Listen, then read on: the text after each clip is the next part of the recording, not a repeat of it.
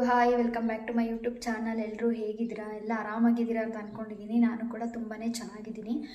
ಇವತ್ತಿನ ವ್ಲಾಗ್ ಏನಂತ ಅಂದರೆ, ಈ ಒಂದು ವಿಡಿಯೋ ಒಂದು ಸ್ಪೆಷಲಿ ಹೆಣ್ಮಕ್ಳಿಗೆ ಅದೇನು ಅಂತ ಮಾತಾಡ್ತಾ ಹೇಳ್ತೀನಿ.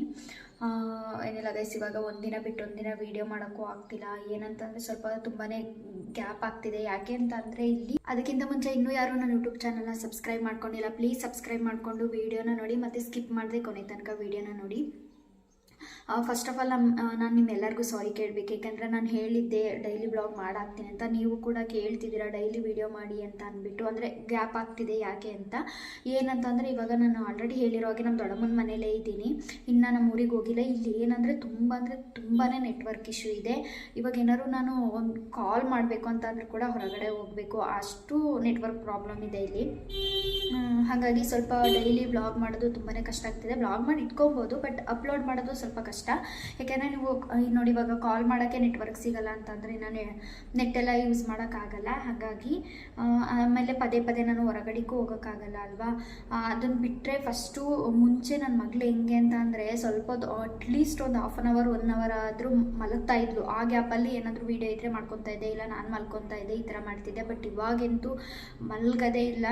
ಏನಂತಂದರೆ ಆಟ ಆಡ್ತಾನೆ ಇರ್ತಾಳೆ, ಇಲ್ಲ ಅವಳನ್ನ ಯಾರಾದರೂ ಎತ್ಕೊಂಡೇ ಇರಬೇಕು, ಈ ಥರ ಆಗ್ತಿದೆ ಇವಾಗ. ಅದಕ್ಕೋಸ್ಕರನೇ ಡೈಲಿ ಬ್ಲಾಗ್ ಮಾಡೋದು ತುಂಬಾ ಕಷ್ಟ ಆಗ್ತಿದೆ. ಅದಕ್ಕೆ ಎಲ್ಲರಿಗೂ ಸಾರಿ. ಮತ್ತು ನನ್ನ ತಂಗಿ ಇದ್ದಾಳೆ ಇಲ್ಲಿ, ನಮ್ಮ ಆಂಟಿ ಮಗಳು. ಅವಳು ಏನಂದರೆ ಇವಾಗ 10th, ಅವಳು 10th ಆಗಿರೋದ್ರಿಂದ ಸ್ಪೆಷಲ್ ಕ್ಲಾಸ್ ತೊಗೊತಿದ್ದಾರೆ. ಅವಳು ಬರೋದೇ 6 ಗಂಟೆ, ಡೈಲಿ ಇರಲ್ಲ. ಮತ್ತು ಸಂಡೇ ಟೈಮ್ ಇರ್ತಾಳೆ ಅಂತ ಅಂದ್ಕೊಂಡ್ರೆ, ಅಟ್ಲೀಸ್ಟ್ ಸಂಡೇ ಟೈಮ್ ಇದ್ದರೆ ಪಾಪನ ಅವಳಾದರೂ ನೋಡ್ಕೊತಾಳೆ. ಹೆಂಗೋ ಒಂದು ಬ್ಲಾಗ್ ಮಾಡ್ಬೋದು ಅಂತ ಅಂದ್ಕೊಂಡ್ರು ಕೂಡ ಆಗಲ್ಲ. ಏಕೆ ಅಂತಂದರೆ ಸಂಡೇ ಟೈಮ್ ಅವಳಿಗೆ ಸ್ಪೆಷಲ್ ಕ್ಲಾಸ್ ತೊಗೊಳ್ತಾರೆ. ಪಾಪ ಅವಳು ಬರೋದೇ 6 ಗಂಟೆ. ಅವಳಿಗೆ ಅಂತೂ ಇವಾಗ ಸಂಡೇ ಯಾವುದು, ಮಾಮೂಲಿ ದಿನಗಳು ಯಾವುದು ಅನ್ನೋದೇ ಮರ್ತೋಗ್ಬಿಟ್ಟಿದೆ. ಅಷ್ಟರ ಮಟ್ಟಿಗೆ ಅವ್ರಿಗೆ ಇದು ಸ್ಪೆಷಲ್ ಕ್ಲಾಸ್ ತೊಗೊತಿದ್ದಾರೆ. ಹಾಗಾಗಿ ಅವಳು ಇರಲ್ಲ. ವೀಡಿಯೋ ಮಾಡೋದು ಸ್ವಲ್ಪ ಏನೋ ಜಾಸ್ತಿನೇ ಕಷ್ಟ ಆಗ್ತಿದೆ. ಬಟ್ ನಮ್ಮೂರಿಗೆ ಹೋದ್ಮೇಲೆ ಆದಷ್ಟು ಟ್ರೈ ಮಾಡ್ತೀನಿ, ಓಕೆನಾ. ನಾನು ಇವತ್ತು ಸ್ವಲ್ಪ ಜಾಸ್ತಿ ಇದು ವೈಟ್ ಕಾಣಿಸ್ತಾ ಇರ್ಬೋದೇನೋ ವಿಡಿಯೋದಲ್ಲಿ. ಏನಕ್ಕೆ ಅಂತ ಅಂದರೆ, ಇಲ್ಲಿ ಬಿಸಿಲು ನೀಟಾಗಿ ಅಂದರೆ ಬೆಳಕು ತುಂಬ ಚೆನ್ನಾಗಿ ಬರ್ತಿದೆ. ಹಾಗಾಗಿ ಅದನ್ನು ಬಿಟ್ಟರೆ ಇನ್ನೇನು ಜಾಸ್ತಿ ಮೇಕಪ್ ಎಲ್ಲ ಏನು ಮಾಡ್ಕೊಂಡಿಲ್ಲ. ಓಕೆ, ಇದು ತುಂಬ ಹೊತ್ತು ಈ ಥರ ಕೈಲಿ ಇಟ್ಕೊಂಡು ಮಾತಾಡೋಕ್ಕಾಗಲ್ಲ ಗೈಸ್. ಏನು ವಿಡಿಯೋ ಏನು ಅಂತ ಮಾತಾಡ್ತಾ ಹೇಳ್ತೀನಿ. ಇವಾಗ ಟೈಮ್ ಬಂತು 11:15, ಕರೆಕ್ಟಾಗಿ 11:15 ವೀಡಿಯೋ ಮಾಡ್ತಿದ್ದೀನಿ. ಇವಾಗ ನನ್ನ ಮಗಳು ಮಲಗಿದ್ದಾಳೆ ರೂಮಲ್ಲಿ. ಆ್ಯಕ್ಚುಲಿ ಜೋರಾಗಿ ಆ ರೂಮಲ್ಲಿ ಇಟ್ಕೊಂಡು ವೀಡಿಯೋ ಮಾಡೋಕ್ಕಾಗಲ್ಲ. ಅಂದರೆ ನಮ್ಮ ದೊಡ್ಡಮ್ಮನ ಕೇಳ್ಕೊಂಡು ಯಾರೋ ಬಂದಿದ್ರು, ಅದಕ್ಕೇ ಇಲ್ಲ ಅಂತ ಹೇಳ್ತಿದ್ದೆ. ಸೊ ವೀಡಿಯೋನ ಕಂಟಿನ್ಯೂ ಮಾಡ್ತೀನಿ. ಅಂತಂದರೆ ಇಲ್ಲಿ ಟ್ರೈಪಾಡ್ ಏನೂ ಇಲ್ಲ, ಅಂದರೆ ಈ ಥರ ಸ್ಟ್ಯಾಂಡು ಇಟ್ಕೊಂಡು ವೀಡಿಯೋ ಮಾಡಲಿಕ್ಕೆ ಕೈಲಿ ಇಟ್ಕೊಂಡು ವೀಡಿಯೋ ಮಾಡೋಕ್ಕಾಗಲ್ಲ. ಒಂದು ನಿಮಿಷ ಗೈಸ್, ವೀಡಿಯೋನ ಕಂಟಿನ್ಯೂ ಮಾಡ್ತೀನಿ. ಓಕೆ, ವೀಡಿಯೋನ ಕಂಟಿನ್ಯೂ ಮಾಡ್ತೀನಿ. ಇದು ಏನಕ್ಕೆ ಹೆಣ್ಮಕ್ಳಿಗೆ ಸ್ಪೆಷಲ್ ವೀಡಿಯೋ ಅಂತ ಹೇಳಿದೆ ಅಂತಂದರೆ, ನನಗೆ ಕಮೆಂಟ್ಸ್ ಮಾಡಿದ್ದೀರಾ ನಿಮ್ಮದು ಹೇರ್ ಕೇರ್ ಮತ್ತು ಸ್ಕಿನ್ ಕೇರ್ದು ವೀಡಿಯೋ ಮಾಡಿ ಅಂತ. ಅದಕ್ಕೋಸ್ಕರನೇ ಫಸ್ಟು ಇದು ಹೆಣ್ಮಕ್ಳಿಗೆ ಅಂತ ಸ್ಟಾರ್ಟಿಂಗಲ್ಲೇ ಹೇಳಿದ್ದು. ಅಂತಂದರೆ ನನಗೆ ಒಬ್ಬರೇ ಒಂದು ಯೂಟ್ಯೂಬಲ್ಲಿ ವೀಡಿಯೋಗೆ 3 ಸಲ ಕಮೆಂಟ್ ಮಾಡಿದ್ದೀರಾ, ನಿಮ್ಮದು ಹೇರ್ ಕೇರ್ ಟಿಪ್ಸ್ ಹೇಳಿ ಪ್ಲೀಸ್ ಅಂತ. ಸೊ ಅಷ್ಟೊಂದು ರಿಕ್ವೆಸ್ಟ್ ಮಾಡ್ಕೊಳ್ಳೋ ಅವಶ್ಯಕತೆ ಏನಿಲ್ಲ. ನಾನು ಅಂಥ ಸ್ಪೆಷಲ್ ಪ್ರಾಡಕ್ಟಲ್ಲೇ ಏನು ಯೂಸ್ ಮಾಡಲ್ಲ. ಸೊ ನಾನು ಹೇಗೆ ಯೂಸ್ ಮಾಡ್ತೀನಿ ಮತ್ತು ಏನು ಹೇರ್ ಕೇರ್ ಏನು ಮಾಡ್ತೀನಿ ಅಂತ ಅನ್ನೋದನ್ನು ಹೇಳ್ತೀನಿ. ಫಸ್ಟ್ ಆಫ್ ಆಲ್ ನಾನು ಹೇರ್ ಕೇರ್ ಅಂತ ನವೀನವ್ರು ಕಾಲ್ ಮಾಡಿದರು, ಅದಕ್ಕೇ ಓಕೆ ಅಂತಂದರೆ ನಾನು ಅದೇ ಹೇಳ್ದಂಗೆ ಅಷ್ಟೊಂದು ಕೇರಾಗೇನು ಸ್ಕಿನ್ ಕೇರ್ ಆಗಲಿ ಅಥವಾ ಹೇರ್ ಕೇರ್ ಆಗಲಿ ನಾನು ಇದುವರೆಗೂ ಅಷ್ಟೊಂದು ಕೇರಾಗೆಲ್ಲ ಏನು ಮಾಡಿಲ್ಲ. ಅಂತಂದರೆ ತುಂಬ ಏನೋ ಮಾಡಬೇಕಪ್ಪ ಈ ಥರ ಇದೇ ಥರ ಮೇಂಟೈನ್ ಮಾಡಬೇಕು ಅಂತ ಇದುವರೆಗೂ ಮೇಂಟೈನ್ ಮಾಡಿಲ್ಲ. ನಾನು ಒಂಥರ ಲೇಝಿ ನಾನು. ಏನಂತಂದರೆ ನನ್ನ ಹೇರ್ ನೀವು ಏನು ಆ ವೀಡಿಯೋದಲ್ಲಿ ಕಮೆಂಟ್ ಮಾಡಿದ್ದೀರಾ ಅದಕ್ಕಿಂತ ಮುಂಚೆ ಇನ್ನೂ ತುಂಬಾ ತಿಕ್ಕಾಗಿತ್ತು ಮತ್ತು ತುಂಬಾ ಚೆನ್ನಾಗಿತ್ತು. ಬಟ್ ನಾನು ಆಯಿಲ್ ಅಪ್ಲೈ ಮಾಡೋದೆಲ್ಲ ತುಂಬ ಕಡಿಮೆ. ಆ ಥರ ಯಾರೂ ಮಾಡೋಕ್ಕೆ ಹೋಗ್ಬೇಡಿ. ಏಕೆಂದರೆ ಹೇರ್ಗೆ ಅವಾಗವಾಗ ಆಯಿಲ್ ಅಪ್ಲೈ ಮಾಡ್ತಾನೆ ಇದ್ರೇ ಹೇರ್ ಗ್ರೋತ್ ಆಗುತ್ತೆ ಮತ್ತು ತುಂಬಾ ಚೆನ್ನಾಗಿರುತ್ತೆ. ಬಟ್ ನಾನು ಆ ಥರ ಮಾಡಲ್ಲ. ನಾನು ಮಾಡೋ ಮಿಸ್ಟೇಕ್ ಅದೇನೆ. ಸೊ ಅದಕ್ಕೆ ನೀವು ಆ ಮಿಸ್ಟೇಕ್ನ ಮಾಡಬೇಡಿ. ಮತ್ತು ನೀವು ಕೇಳಿದ್ರೆ ಯಾವ ಆಯಿಲ್ ಯೂಸ್ ಮಾಡ್ತೀರಾ ಅಂತಂದರೆ, ನಾನು ಅಂಥ ಸ್ಪೆಷಲ್ ಆಯಿಲ್ ಎಲ್ಲ ಏನು ಯೂಸ್ ಮಾಡಲ್ಲ. ಮಾಮೂಲಿ ಎಲ್ಲ ಯೂಸ್ ಮಾಡೋ ಥರನೇ ಇದು ಕೋಕೋನಟ್ ಆಯಿಲ್ ಬರುತ್ತಲ್ವ, ಪ್ಯಾರಾಚೂಟ್ ಕೋಕೋನಟ್ ಆಯಿಲ್ ಬರುತ್ತಲ್ವ, ಅದನ್ನೇ ಯೂಸ್ ಮಾಡೋದು ನಾನು. ಮಾಮೂಲಿ ಬ್ಲೂ ಕಲರಲ್ಲಿ ಬರುತ್ತಲ್ಲ, ಅದು ಅಲ್ಲಿದೆ ಬಾಕ್ಸ್ ರೂಮಲ್ಲಿದೆ. ಅದು ಡೋರ್ ತೆಗೆದ್ರೆ ಸೌಂಡ್ ಆದರೆ ಪಾಪ ಎದ್ಬಿಡ್ತಾಳೆ, ಅದನ್ನು ತೋರ್ಸೋಕ್ಕಾಗಲ್ಲ. ಅಂದರೆ ಗೊತ್ತಿರುತ್ತೆ, ನೀವೆಲ್ಲ ನೋಡಿರ್ತೀರಲ್ವ ಪ್ಯಾರಾಚೂಟು, ಅದನ್ನೇ ನಾನು ಯೂಸ್ ಮಾಡೋದು. ಮತ್ತು ಅದ್ರ ಜೊತೆಗೆ ಯೂಸ್ ಮಾಡಿ ನೀಟಾಗಿ ಈ ಥರ ಎಲ್ಲ ಅಂದರೆ ಸ್ವಲ್ಪ ಡೀಪಾಗಿ ಆಯಿಲ್ನ ಅಪ್ಲೈ ಮಾಡಬೇಕು ಹೇರ್ಗೆ. ಅದನ್ನು ಬಿಟ್ಟರೆ ಅದ್ರ ಜೊತೆಗೆ ಕೆಲವೊಂದು ಟೈಮು ನಾನು ಏನು ಮಾಡ್ತೀನಿ ಅಂತಂದರೆ, ತುಂಬ ಏನಾದರೂ ಕಣ್ಣೆಲ್ಲ ಉರಿತಾ ಇದ್ದರೆ ಅಥವಾ ಏನಾದ್ರು ಜಾಸ್ತಿ ದಿನ ಆದಮೇಲೆ ಹೇರ್ಗೆ ಆಯಿಲ್ ಅಪ್ಲೈ ಮಾಡ್ತಾಯಿದ್ದೀನಿ ಅಂತ ಅಂದಾಗ ಅದ್ರ ಜೊತೆಗೆ ಹರಳೆಣ್ಣೆನ ಮಿಕ್ಸ್ ಮಾಡಿಕೊಂಡು ಯೂಸ್ ಮಾಡ್ತೀನಿ. ಬಟ್ ಹರಳೆಣ್ಣೆನ ನೀವು ಯಾವಾಗ ಬೇಕು ಆವಾಗ ಯೂಸ್ ಮಾಡಬೇಕು ಅಂತೇನಿಲ್ಲ. ಅದನ್ನು ರೆಗ್ಯುಲರಾಗಿ ನೀವೇನಾದರೂ ಹೇರ್ಗೆ ಒಂದಿನ ಬಿಟ್ಟು ಒಂದಿನ ಹೇರ್ಗೆ ಆಯಿಲ್ ಅಪ್ಲೈ ಮಾಡ್ತೀರಾ ಅಂತ ಅಂದರೆ ಹರಳೆಣ್ಣೆನ ಮಿಕ್ಸ್ ಮಾಡ್ಕೊಂಡು ಆಯಿಲ್ ಅಪ್ಲೈ ಮಾಡಿದ್ರೆ ಇನ್ನೂ ಕೂಡ ತುಂಬಾ ಚೆನ್ನಾಗಿರುತ್ತೆ ಹೇರು. ಓಕೆನಾ, ಅಷ್ಟೇ. ಗೊತ್ತಾಯ್ತಲ್ವ, ನಾನು ಪ್ಯಾರಾಚೂಟ್ ಕೋಕೋನಟ್ ಆಯಿಲ್ ಅದನ್ನೇ ನಾನು ಯೂಸ್ ಮಾಡೋದು. ಇವಾಗ ಸ್ನಾನ ಮಾಡ್ಕೊಂಡು ಇದ್ದೆ ನೋಡಿ, ಅದು ನಿಮ್ಗೆ ಅಷ್ಟು ಕರೆಕ್ಟಾಗಿ ಕಾಣಿಸ್ತಾ ಇಲ್ಲ ಅನಿಸುತ್ತೆ. ಅಂತಂದರೆ ಅಂದರೆ ಫುಲ್ಲು ಎಲ್ಲ ಆರಿದ್ಮೇಲೆ ಇನ್ನೂ ಚೆನ್ನಾಗಿ ಕಾಣಿಸುತ್ತೆ. ಮತ್ತು ಇನ್ನೊಂದು ಏನಂದ್ರೆ ನಾನು ಯಾವಾಗಲೂ ಅಷ್ಟೇ, ಇವಾಗ ನೀವು ಸ್ನಾನ ಮಾಡಬೇಕಾದ್ರೆ ಏನಂತಂದರೆ ಶಾಂಪೂನ ಡೈರೆಕ್ಟಾಗಿ ಹೇರ್ಗೆ ಅಪ್ಲೈ ಮಾಡಬಾರ್ದು. ಗೊತ್ತೇ ಇರುತ್ತೆ, ಇದು ಆಲ್ಮೋಸ್ಟ್ ಗೊತ್ತಿಲ್ಲದೆ ಇರೋರು ತಿಳ್ಕೊಳ್ಳಿ. ಓಕೆನಾ. ಏನಂತಂದರೆ ಫಸ್ಟು ನೀರನ್ನ ಇದು ಮಾಡ್ಕೊಂಡು ನೀರೊಳಗಡೆ ಶಾಂಪೂನ ಹಾಕ್ಕೊಂಡು, ನೀವು ಯಾವ ಶಾಂಪು ಯೂಸ್ ಮಾಡ್ತೀರಾ ಅದನ್ನು ಹಾಕ್ಕೊಂಡು ಮಿಕ್ಸ್ ಮಾಡಿಕೊಂಡು ಯೂಸ್ ಮಾಡಬೇಕು ಹೇರ್ಗೆ. ಯಾವಾಗಲೂ ಡೈರೆಕ್ಟಾಗಿ ಶಾಂಪೂನ ಯೂಸ್ ಮಾಡಬಾರ್ದು ತಲೆ ಸ್ನಾನ ಮಾಡಬೇಕಾದ್ರೆ. ಅದನ್ನು ಬಿಟ್ಟರೆ ಇನ್ನೊಂದು ಏನಂದರೆ, ನೀವು ಯಾವಾಗ ತಲೆ ಸ್ನಾನ ಮಾಡಿದ್ರೂ ಕೂಡ ಫುಲ್ ಹೇರ್ ಈ ಥರ ಇವಾಗ ನಾನು ಬಿಟ್ಟಿದ್ದೀನಲ್ವ, ಈ ಥರ ಫುಲ್ಲು ಅಂದರೆ ಅದು ನೀಟಾಗಿ ಹೇರೆಲ್ಲ ಡ್ರೈ ಆಗೋವರೆಗೂ, ಅಥವಾ ನಿಮ್ಮ ಏನಾದ್ರು ಹೇರ್ ಡ್ರೈಯರ್ ಇದ್ದೇ ಇರುತ್ತೆ, ಅಂದರೆ ಅದನ್ನು ಸ್ವಲ್ಪ ಅವಾಯ್ಡ್ ಮಾಡಿ. ಈಗ ಹೇರ್ ಡ್ರೈಯರಿಂದ ಎಲ್ಲ ಹೇರ್ ಆರಿಸೋದು ಅದೆಲ್ಲ ಕೂದಲಿಗೆ ಒಳ್ಳೆಯದಲ್ಲ ಅಷ್ಟೊಂದು, ಅಂದರೆ ಅದನ್ನೆಲ್ಲ ನಾನು ಸಜೆಸ್ಟ್ ಮಾಡಲ್ಲ. ಯಾಕೆಂದರೆ ನನ್ನ ಹತ್ರ ಹೇರ್ ಡ್ರೈಯರಲ್ಲೆಲ್ಲ ಹೇರ್ನ ಆರಿಸಲ್ಲ. ಏನಾದರೂ ನಿಮ್ಗೆ ಎಮರ್ಜೆನ್ಸಿ ಇದ್ದರೆ ಆ ಥರ ಮಾಡ್ಕೊತೀರಾ. ಬಟ್ ಎಲ್ಲರೂ ಇದೇ ಥರ ಫುಲ್ ಫ್ರೀಯಾಗಿ ಬಿಟ್ಕೊಂಡು ದಿನೆಲ್ಲ ಹೇರ್ನ ಆರಿಸೋಕ್ಕಾಗಲ್ಲ ಅಲ್ವಾ. ಅಂದರೆ ಹೇರ್ ಡ್ರೈಯರ್ನ ಸ್ವಲ್ಪ ಅವಾಯ್ಡ್ ಮಾಡಿ. ಮತ್ತು ನೀವು ಯಾವಾಗಲೇ ತಲೆ ಸ್ನಾನ ಮಾಡಿದ್ರು ಕೂಡ ತಕ್ಷಣ ಕೂಮ್ ಮಾಡ್ಕೊಬಾರ್ದು. ಅದು ಮಿಸ್ಟೇಕ್. ಅದು ನೀವು ಮಾಡೋದು ಯಾವತ್ತೂ ಕೂಡ ಅಷ್ಟೇ, ಆಯಿಲ್ ಅಪ್ಲೈ ಮಾಡಿದಾಗಲಿ ಅಥವಾ ತಲೆ ಸ್ನಾನ ಮಾಡಿದಾಗಲಿ ಡೈರೆಕ್ಟಾಗಿ ಅಂದರೆ ಫಸ್ಟೇ ಇನ್ನೂ ಹೇರೆಲ್ಲ ಈ ಥರ ಹಸಿ ಹಸಿ ಇದ್ದ ಥರನೇ ಕೂಮ್ ಮಾಡ್ಕೊಬಾರ್ದು. ಅದೊಂದು ಟಿಪ್ಸು. ಅಂದರೆ ಬಿಟ್ಬಿಡಿ ಫ್ರೀಯಾಗಿ. ಇವಾಗ ನೀವು ಮನೆ ಹತ್ರ ಇರ್ತೀರ ಏನೂ ಇಲ್ಲ ಅಂತ ಅಂದರೆ ಆರಾಮಾಗಿ ಈ ಥರ ಒಂದು ಕ್ಲಿಪ್ ಹಾಕ್ಬಿಟ್ಟು ಈ ಥರ ಬಿಟ್ಬಿಟ್ಟು ಅದ್ರ ಪಡಗೋದು ಕೂದಲೆಲ್ಲ ನೀಟಾಗಿ ಡ್ರೈ ಆಗಿಬಿಡುತ್ತೆ. ಅಷ್ಟೇ ಗೈಸ್, ನಂದು ಹೇರ್ ಕೇರ್ ಟಿಪ್ಸ್ ಅಂತ ಬಂದರೆ ಇಷ್ಟೇ ನಾನು ಫಾಲೋ ಮಾಡೋದು. ಮತ್ತು ತುಂಬ ಈ ಥರ ಸಿಕ್ಕೆಲ್ಲ ಆದಾಗ ಈ ಥರ ಜಾಸ್ತಿ ಎಳೆದು ಸಿಕ್ಬಿಡಿಸೋದು ಇದನ್ನೆಲ್ಲ ಮಾಡಲ್ಲ ನಾನು. ಸ್ವಲ್ಪ ನಿಧಾನವಾಗಿ ಸಿಕ್ಬಿಡಿಸ್ತೀನಿ.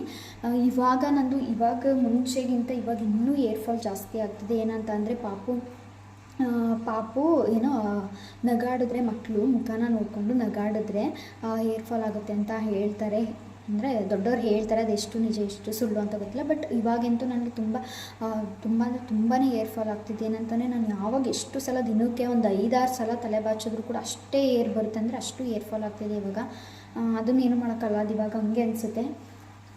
ಅಂದರೆ ಅದನ್ನು ಏರ್ ಫಾಲ್ನ ಸ್ಟಾಪ್ ಮಾಡೋದಕ್ಕೆ ಅಂತ ಅಂದ್ಬಿಟ್ಟು ಬೇರೆ ಎಲ್ಲ ಆಯಿಲೆಲ್ಲ ಯೂಸ್ ಮಾಡೋಕ್ಕೆ ಹೋಗಲ್ಲ ನಾನು. ನೋಡೋಣ, ಅದು ಸ್ಟಾಪ್ ಆಗೇ ಆಗುತ್ತೆ ಅಂತ ಅನಿಸುತ್ತೆ ಆಮೇಲೆ. ಸೊ ಇಷ್ಟೇ ಗೈಸ್, ನಾನು ಪ್ಯಾರಾಚೂಟ್ ಕೋಕೋನಟ್ ಆಯಿಲ್ ಅದೊಂದನ್ನೇ ಯೂಸ್ ಮಾಡೋದು, ಇನ್ಯಾವುದು ಕೂಡ ಯೂಸ್ ಮಾಡಲ್ಲ.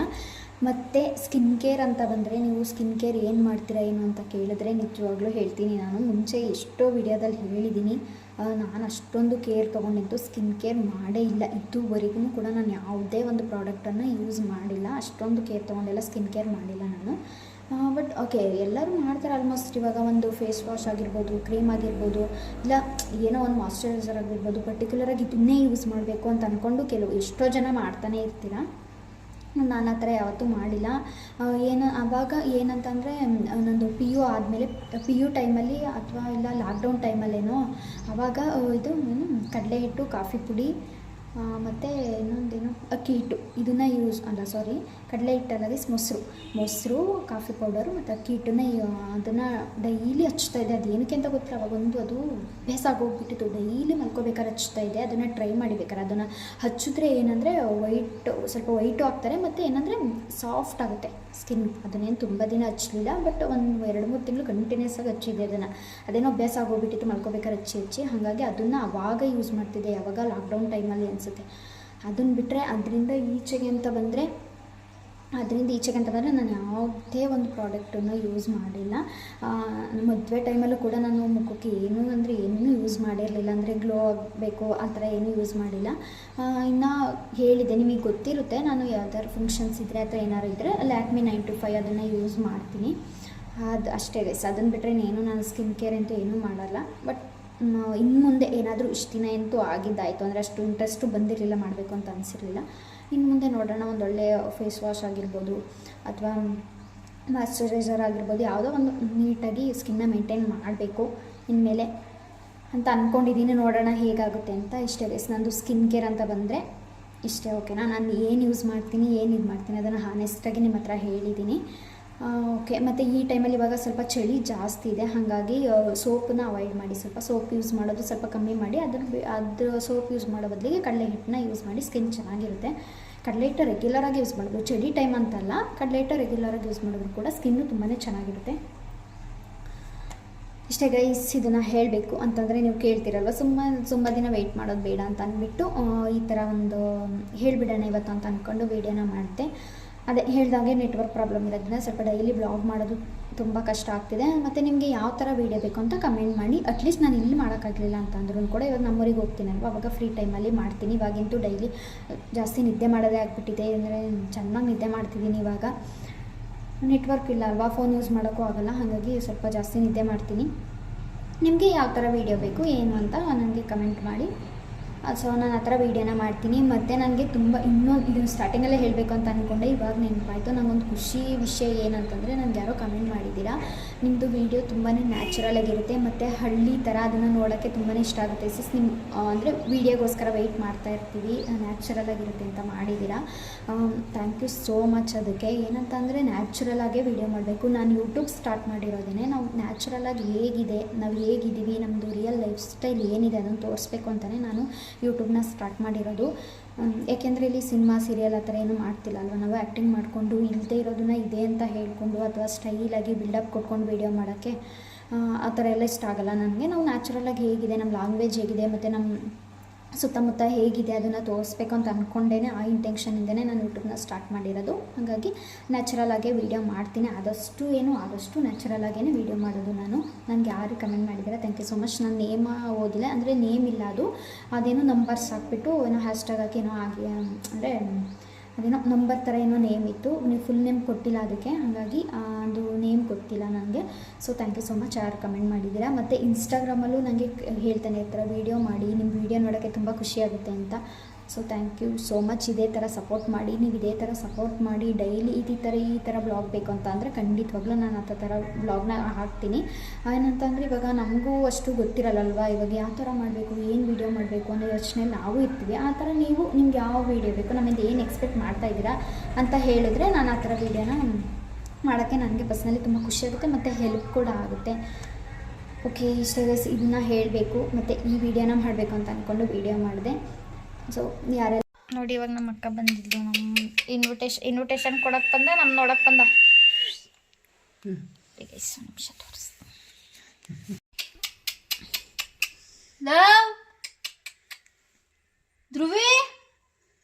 ಧ್ರುವಿ ಇಲ್ಲಿ ಇಲ್ಲೋಡು, ಫೋನು ಅದು ಮನ್ಸ್ಕೊಂಡೈತಿ, ಇಲ್ಲ ನೋಡ್ತಿಲ್ಲ.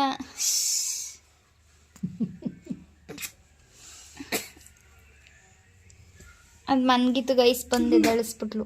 ಅದು ನಿದ್ದೇನೇ ಮಾಡೋದಿಲ್ಲ ನೋಡಿ, ಎಲ್ಲ ನೋಡಿ ಅಣ್ಸಿದೀನಿ ನೋಡಿ.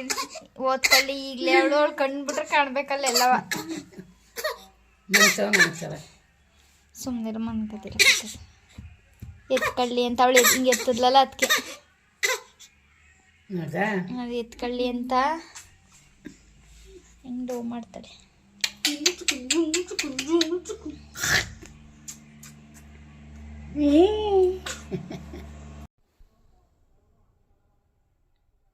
ಇನ್ವಿಟೇಷನ್ ಕೊಡೋಕ್ಕೆ ಅಂತ ಬಂದುಬಿಟ್ಟು ಇಲ್ಲಿ ಚೆನ್ನಾಗಿ ತಿಂದ್ಬಿಟ್ಟು ಏನು ಮಾಡ್ತಾವಳೆ ಅಂತ ತೋರಿಸ್ತೀನಿ ರೀ.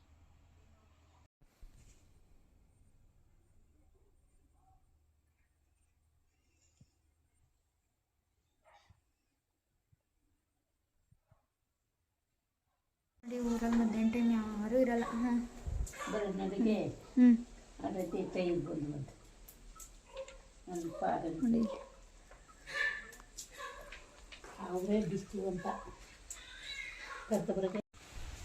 ಈ ಥರ ಎಲ್ಲ ಬಿಸಿಲು ಕಾಸು ಎಷ್ಟು ದಿನ ಆಗೈತೆ. ನಾನು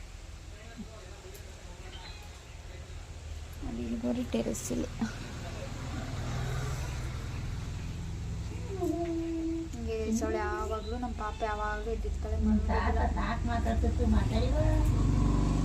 ಯಾವ ತಾತ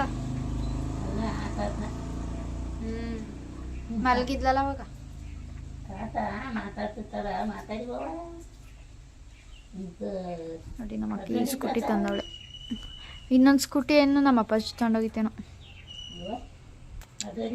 ಸಾಂಬಾರ್ಗೆ ಅಂತ.